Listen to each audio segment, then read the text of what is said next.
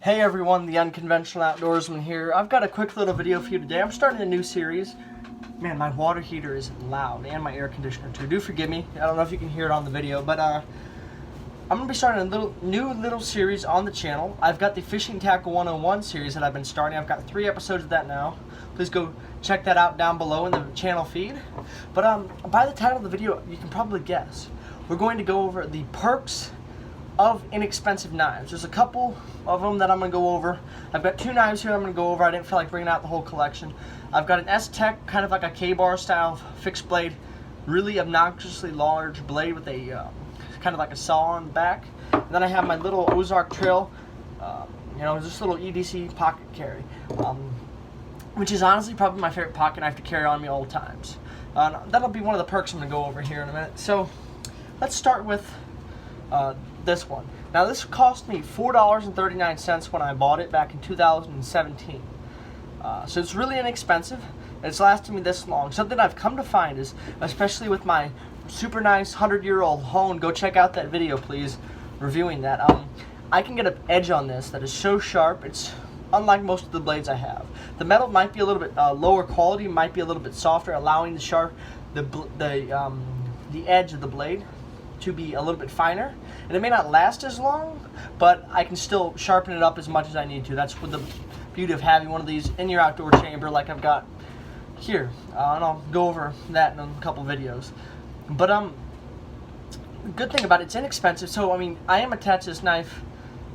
It's a good knife. I've used it a lot, caught a lot of fish with it, cut a lot of line with it, cut up a lot of bait with it, done so much crap with this, it's not even funny.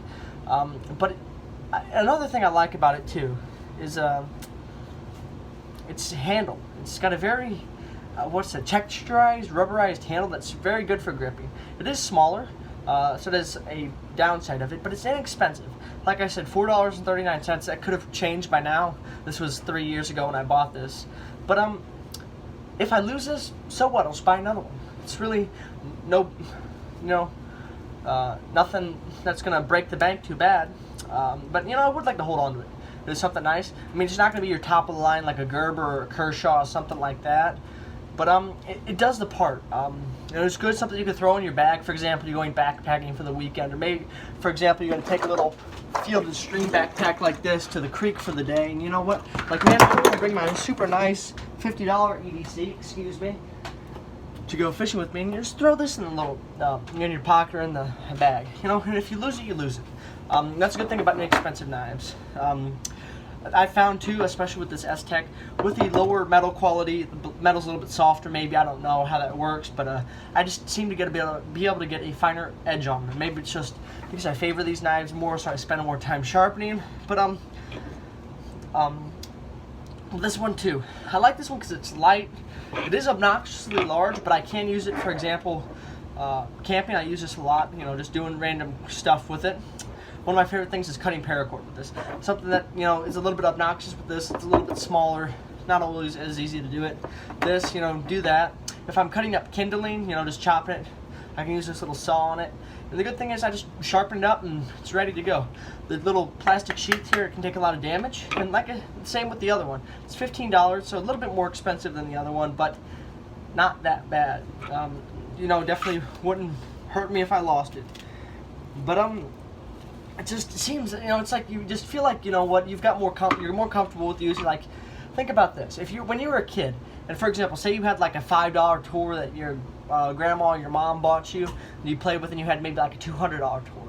Maybe you'd be less apt to play with that $200 one because you were afraid it might get broken or something like that. I think that's the same mentality some people might have with a really nice knife compared to a more inexpensive knife like this.